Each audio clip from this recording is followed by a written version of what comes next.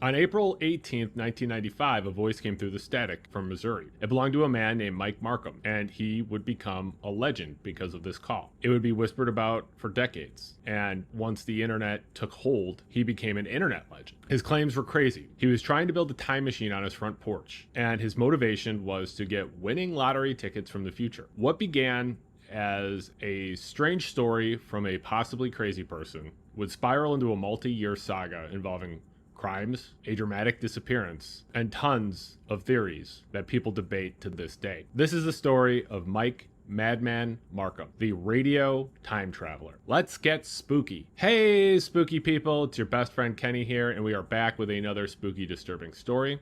Before we get to today's story, let's make sure that you are subscribed to this channel, The Spooky Lawyer. Let's make sure that you like and share this video. Share this video by calling into a radio station and telling them to listen to The Spooky Lawyer, if you can get a hold of somebody there. I don't even know.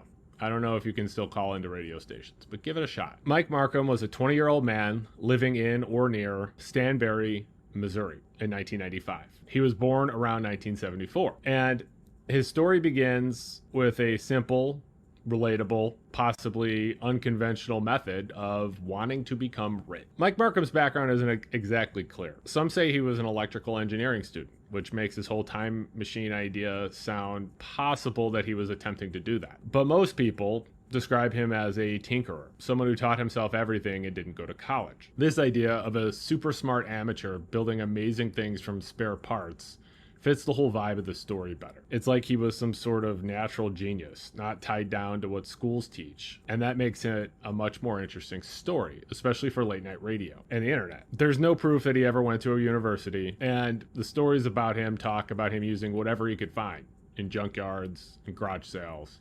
So the tinkerer story seems to be real. Mike Marcum decided he wanted to build a time machine to get rich by finding future winning lottery numbers.